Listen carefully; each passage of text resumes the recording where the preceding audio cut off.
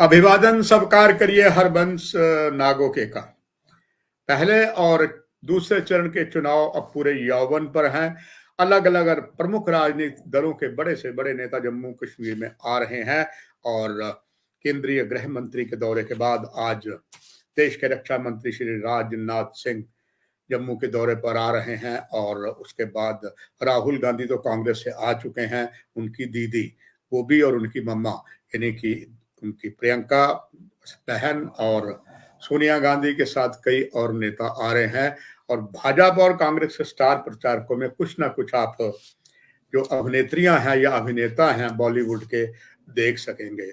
अब देखते हैं कि कांग्रेस में कंगना रनावत को भेजती कि नहीं भेजती, क्योंकि उनके इमरजेंसी फिल्म जो बनाई थी उन्होंने उस पर काफी काट छाट के बाद ऊह भाग के बाद सेंसर बोर्ड ने परमिशन दे दी है। क्या उनको भी यहाँ लाते हैं तो क्या भाजपा के लिए वोट आकर्षित कर लेगी या हेमा मालिनी आ सकती है? सपा का कोई उम्मीदवार नहीं है तो ऐसे में जया भादुरी कैसे आ सकती? हाँ, इंडिया गठबंधन की ओर से अगर डॉक्टर फारूक अब्दुल्ला चाहें तो जरूर, अगर वो उनको रिक्वेस्ट करें मुलायम सिंह के बेटे को, या स्वयं उनकी बनती भी बहुत है और हर एक आदमी जानता है डॉक्टर फारूक अब्दुल्ला का बॉलीवुड में मेल जो अभिनेता हैं अभिनेत्रियों से भी बहुत ज्यादा उनका आदर है। तभी तो उन्होंने शबाना आजमी को मोटरसाइकिल पे घुमाया था डल लेक के पास जब कईयों ने इसका आरोप किया था।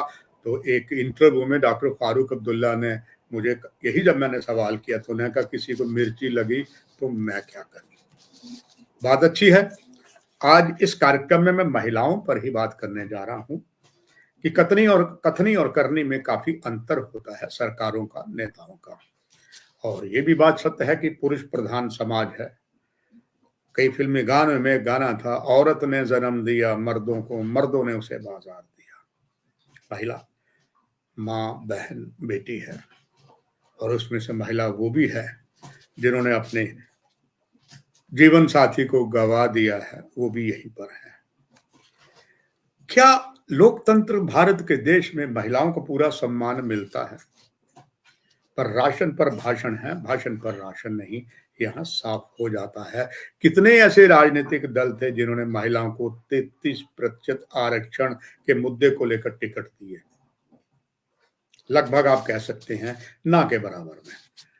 कश्मीर घाटी में जो अभी तक दो चरणों के जो फेस में आए हैं उसमें कुल जो है कुल मिला के उसमें 1314 क्षमा चाहूंगा 314 कैंडिडेट हैं टोटल, और केवल 13 वुमेन महिला कैंडिडेट हैं। यानी कि परसेंटेज हम कहें 30% की बात करते थे मगर परसेंटेज 3.97। यदि पहले फेज के चुनाव की बात करें तो उसमें 164 कैंडिडेट हैं, केवल 5 महिलाएं हैं। और परसेंटेज के हिसाब से बात करें तो परसेंटेज में 3.03 है। इन महिलाओं को सलाम है, इन महिलाओं को शुभकामनाएं हैं कि अगर बात करें राजपुरा जो कश्मीर घाटी का विधानसभा क्षेत्र है, यहां पर पहली कश्मीरी पंडित महिला चुनावी दंगल में कूदी है राजपुरा से। वहां 10 उम्मीदवारों का सामना करेंगे। Heads of death women. Kulgam में 10 उम्मीदवार हैं। अफरोजा बानो कुलगाम से, दक्षिण कश्मीर से चुनावी मैदान में है। गुलशन अख्तर अनंतनाग वेस्ट से हैं, जहां 9 उम्मीदवार उनके सामने पुरुष हैं। इसी तरह से सकीना यत्तू हैं जिन्होंने पहले फेस में भरा था, हालांकि उनके पिता भी इस आतंकवाद की ज्वाला में जम्मू में लील हो गए थे। और जहां तक बात सकीना यत्तू की है वो पहले भी चुनाव लड़ चुकी हैं। डीएचपुरा दर्दहांजीपुरा से वो 6 उम्मीदवारों के सामने हैं। इल्तिजा मुफ्ती एक नया इतिहास जो बनाने जा रहे हैं। अपनी पद चिन्ह जो उनके पूर्वजों का था, उनका वो घर था जो बीज बिहाड़ा, वहां से उनके दादा मुफ्ती मोहम्मद सैयद भी चुनाव लड़े थे। और जहां तक महबूबा मुफ्ती की बात है, उन्होंने वाची से भी विधानसभा का चुनाव लड़ा और अनंतनाग से भी लड़ा। अब इल्तिजा मुफ्ती बीज बिहाड़ा से उम्मीदवार हैं। कुल वहां पर 3 उम्मीदवार हैं। जहां तक सेकंड फेज की बात है, जहां पर सितंबर 25 को चुनाव होना है, 164 प्रत्याशी हैं। इसमें 8 फीमेल है, 4.84 जो टोटल निर्दलीय हैं। और उसमें अगर हम बात करें, खातिजा जहीन है लाल चौक से, वो 13 उम्मीदवारों के सामने चुनावी इस प्रजातंत्र में चुनाव लड़के और चुनावी दंगल में जीतने के लिए ताल ठोका है। फैजियर अशरफ ईदगाह 15 उम्मीदवारों के सामने है और बिस्मा नबी बडगाम से 11 के सामने।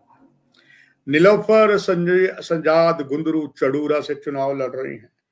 पीडीपी की आयाशा नक्काश हजरतबल से 13 उम्मीदवारों के सामने है और नेशनल कॉन्फ्रेंस की शमीमा फिरदौस, इसके बाद रोबीना अख्तर हब्बा कदल से नेशनल लोकतंत्र पार्टी की हैं। 17 उम्मीदवार उनके सामने हैं, यानी कि यहाँ ये पूरे 31 विधानसभा के क्षेत्र हैं। हब्बा कदल से संतोष लाबरू निर्दलीय उम्मीदवार हैं और हालांकि उनकी पार्टी थी J&K अलायंस डेमोक्रेटिक और उन्होंने 2 जगह से फार्म भरा, हब्बा कतल और एक और जगह से। निगम गौहर भी है और बिलफोर सज्जाद भी हैं।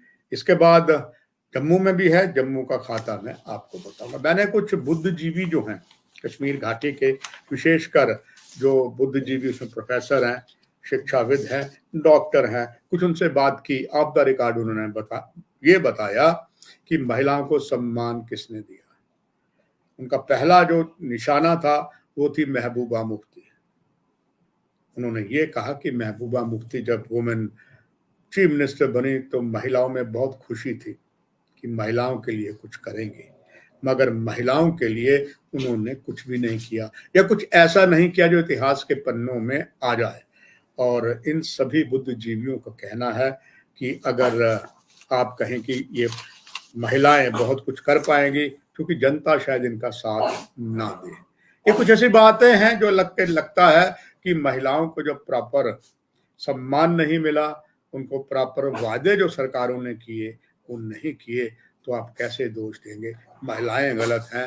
हो सकता है इस कार्यक्रम को देखने के बाद कहीं ना कहीं नेताओं को और बुद्धिजीवियों को एहसास हो और आने वाले समय में इस बात पर एक जिद्दोजाहिद हो कि महिलाओं को 33% पूरा दीजिए और उनके उत्थान के लिए बहुत कुछ करिए। फिलहाल इस कार्यक्रम में इतना ही।